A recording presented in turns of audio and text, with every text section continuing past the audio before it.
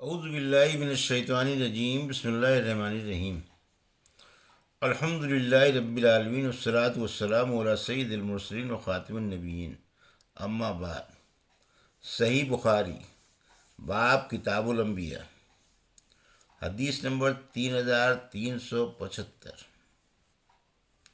اردو ترجمہ۔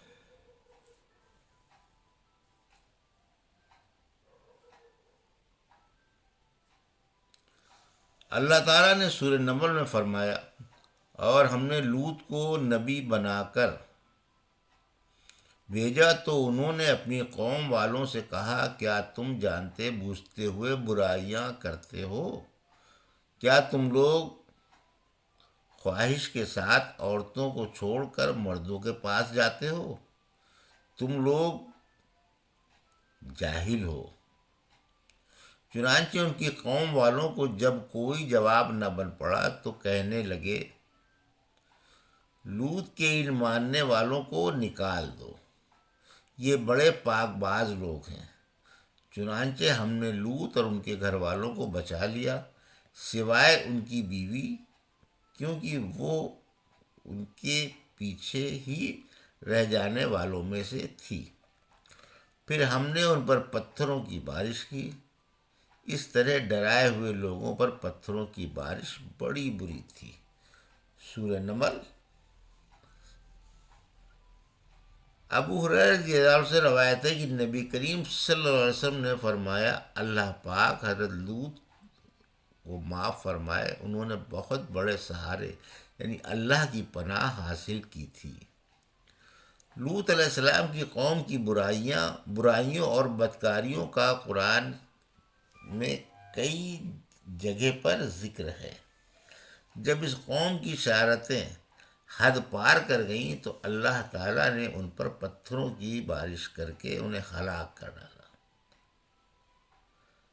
آج کل جہاں ڈیڈ سی، مردار بحر میت ہے، وہیں پر یہ بستی آباد تھی۔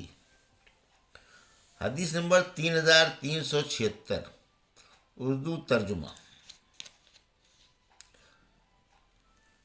اللہ تعالیٰ نے سورہ ہجر میں فرمایا، جب ہمارے بھیجے ہوئے فرشتے لوط علیہ السلام کی قوم کے پاس آئے تو وہ لوگ کہنے لگے، آپ لوگ تو اجنبی اور انجان ملک کے معلوم ہوتے ہیں۔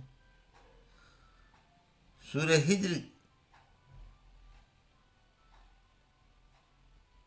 ذاریات میں موسیٰ علیہ السلام کے بیان میں برکنہ سے مراد وہ لوگ ہیں جو فرعون کے ساتھ تھے، کیونکہ وہی لوگ اس کی طاقت اور قوت تھے۔ سورہ ہود میں استن کے رحم تینوں کا ایک ہی معنی ہے، یعنی نہ جاننا نہ پہچاننا۔ سورہ ہود میں یہرعون کے معنی دوڑتے ہیں۔ سورہ ہجر میں دابرون کے معنی آخر دم تک ہے۔ سورہ ہجر میں سحتن کے معنی ہلاکت و بربادی، اور سورہ ہجر ہی میں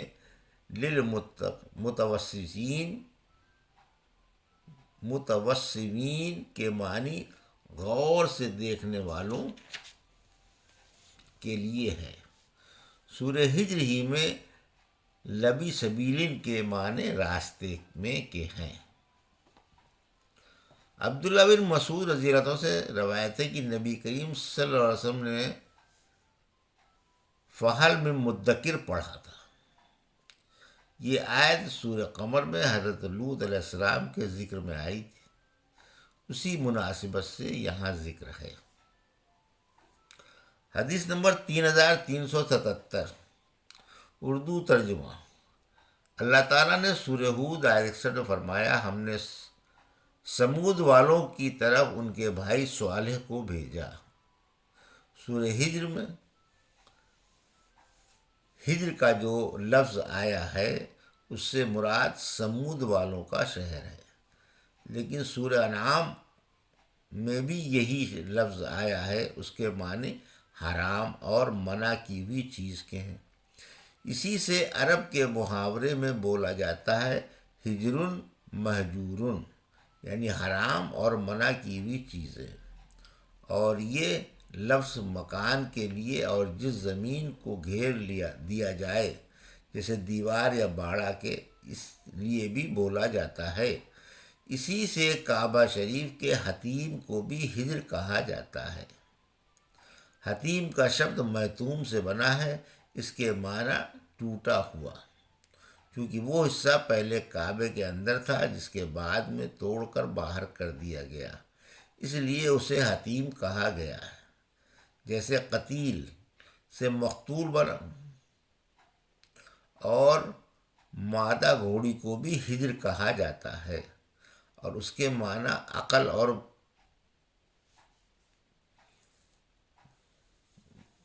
دماغ کے بھی ہیں، جیسے سورہ فجر میں ہے۔ اور حضر الیمامہ یہ حجاز اور یمن کے درمیان ایک منزل کا نام ہے۔ عبداللہ بن جمع رضی اللہ عنہ سے روایت ہے کہ انہوں نے بیان کیا کہ میں نے سنا آپ صلی اللہ علیہ وسلم نے خطبے کے دوران اس قوم کا ذکر کیا جنہوں نے اونٹنی کو مار ڈالا تھا۔ آپ نے فرمایا کہ اونٹنی کو اس شخص نے مار ڈالا جو اپنی قوم کا بڑا ہی عزت والا آدمی تھا، جس کا نام قدار بن سالف تھا، جیسے ہمارے زمانے میں ابو جمع اسود بن مطلب ہے۔ حدیث نمبر 3378، اردو ترجمہ۔ عبداللہ بن عمر رضی اللہ عنہ سے روایت ہے، انہوں نے بیان کیا کہ اللہ کے رسول صلی اللہ علیہ وسلم نے جب سمود کی بستی یعنی ہجر میں تبوک کی لڑائی کے لیے جاتے ہوئے پڑاؤ ڈالا تو صحابہ کو حکم دیا کہ یہاں کے کنواں کو پانی نہ پئیں اور نہ اپنے برتنوں میں بھریں۔ صحابہ کہنے لگے کہ ہم نے تو اس پانی سے آٹا گوندھ لیا ہے اور برتنوں کو بھی بھر لیا ہے، تو آپ نے اس آٹے کو پھینک دینے کا حکم دیا۔ ابو ذر رضی اللہ عنہ نے بھی نبی کریم صلی اللہ علیہ وسلم سے روایت کیا ہے کہ آپ نے فرمایا تھا کہ جس نے اس پانی سے آٹا گوندھ لیا ہو اسے پھینک دو۔ چونکہ اس جگہ پر اللہ کا عذاب نازل ہوا تھا، اس لیے آپ نے یہاں کے پانی کو استعمال کرنے سے منع کر دیا تھا، تاکہ ایسا نہ ہو کہ اس سے دل سخت ہو جائیں اور یا کوئی اور بیماری لگ جائے۔ حدیث نمبر 3379، اردو ترجمہ۔ عبداللہ بن عمر رضی اللہ عنہ سے روایت ہے کہ صحابہ رضی اللہ عنہ نے نبی کریم صلی اللہ علیہ وسلم کے ساتھ تبوک جاتے ہوئے سمود کی بستی ہجر میں پڑاؤ ڈالا تو ہم لوگوں نے وہیں کے کنووں کا پانی اپنے اپنے برتنوں میں بھر لیا اور آٹا بھی اس پانی سے گوندھ لیا، لیکن نبی کریم صلی اللہ علیہ وسلم نے انہیں حکم دیا کہ جو پانی برتنوں میں بھر لیا ہے اسے پھینک دیں اور اس پانی سے گوندھا ہوا آٹا جانوروں کو کھلا دیں، اور اس کنویں سے پانی لیں جس سے صالح علیہ السلام کی اونٹنی پیا کرتی تھی۔ حدیث نمبر 3380، سالم بن عبداللہ رضی اللہ عنہ سے روایت ہے، وہ کہتے ہیں کہ میرے والد عبداللہ بن عمر رضی اللہ عنہ نے بیان کیا کہ جب نبی کریم صلی اللہ علیہ وسلم حجر کے اس جگہ سے گزرے ہجر کی جگہ سے گزرے تو فرمایا جنہوں نے ظلم کیا تھا ان کی بستی میں نہ داخل ہونا مگر اس شرط کے ساتھ کہ رو رہے ہو، ورنہ کہیں ایسا نہ ہو کہ تم پر بھی وہی عذاب آ جائے جو ان پر آیا تھا۔ پھر آپ نے چادر منہ پر ڈال لی۔ آپ صلی اللہ علیہ وسلم اس وقت کجاوے میں بیٹھے ہوئے تھے۔ یہ تھی صحیح بخاری باب کتاب الانبیاء کی حدیث نمبر 3300